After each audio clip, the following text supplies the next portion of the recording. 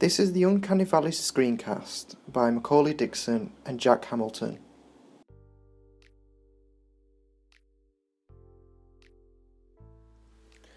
Uncanny Valley refers to the theory first brought to light by Masahiro Mori, a Japanese roboticist. The theory goes on when you apply human characteristics to an object, the more empathy and interest we feel towards the object. However, when you continue to add more and more lifelike characteristics to the object, so much so the object now becomes almost human, this is when the Uncanny Valley comes into play. Let's look at this graph. When we add more human-like characteristics to an object, it increases the position of the object on the curve of the graph.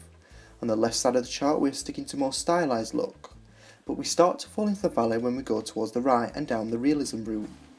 In this screencast, we will explain and illustrate how the use of motion capture, CGI and various other production techniques can create Uncanny Valley, and whether or not it can be used as a tool to be utilised to create a desired effect within animation. Within the 2007 film Beowulf, Robert Zemeckis brings the age-old tale to life, using motion capture animation, which leads to a film that reflects many aspects of the Uncanny Valley. The world of Beowulf is essentially a realistic world with fewer surreal characters, as opposed to a surreal world with fewer realistic characters, so there's no space for the examples of the Uncanny Valley to hide. After the first opening scene at the beer hall, where we are introduced to the human characters, the villainous abomination Grendel enters the scene and brings the film to a completely new level of contrasting reality.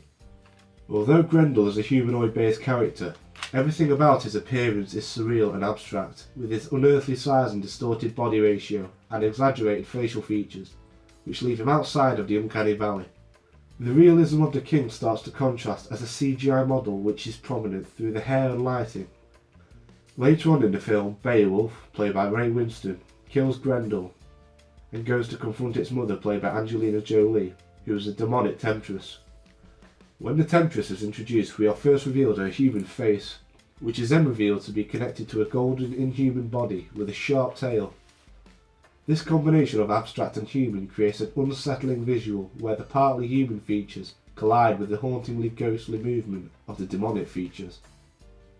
Without a doubt, the most unnerving aspect of the Uncanny Valley in Beowulf is the experimental use of motion capture using the actors' faces. Let alone with any face, but using the iconic faces of well-known and widely recognised actors gives an eerie quality to the CGI models. The audience already has an idea of who the model is trying to replicate. It's a lot more noticeable when a movement or visual is off, as it is in effect distorting the audience's view and expectations of reality. This dilemma is also apparent with King Hrothgar and Unferth. Literally, within the first few moments of seeing Unferth, I was unsure whether it was John Malkovich or not, as they made his character a lot younger than he was, which played mind games with me. This effect is not as strong within the character of Beowulf, as the visual is just inspired by Ray Winstone as opposed to being a carbon copy. The actor's brow, nose and facial structure create more of a loose caricature, which helps to separate it from the audience's perspective of how he should look.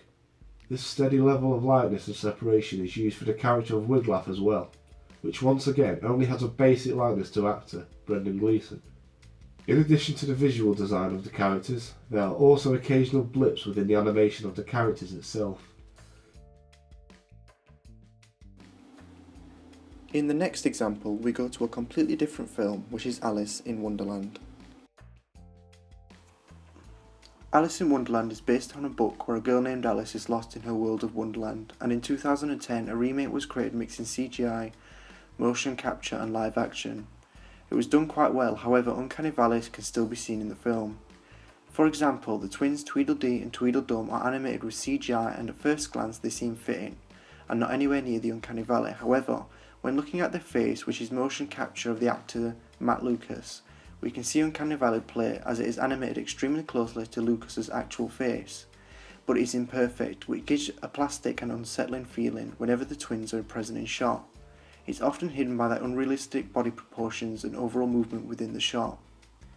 In the next example, we can see the Knave of Hearts played by Crispin Glover. At first glance it would appear the character is live action, however only the head of Glover is live action. The body is a combination of motion capture and CGI. As we watch him walk, we can see this as his head seems to be almost separate from the body, as if the body has more control of the direction of where the character walks. Also, the walk is extremely unnatural and very robotic. It is very subtle but enough for us to pick it up. Alice in Wonderland is a very clever film, as the idea of Wonderland alone is unique and unusual, which I believe aids the hiding of the Uncanny Valley, as the concept is already weird, and the Valley seems to hide under the veil of this.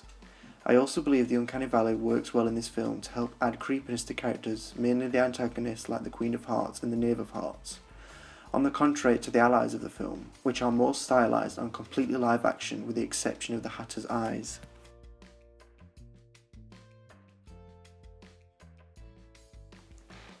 Both Alice in Wonderland and Beowulf are two sides of the same coin, as they show features of the modern day Uncanny Valley from both sides of the spectrum, ranging from bringing real people into a fake world or making fake people from the real world.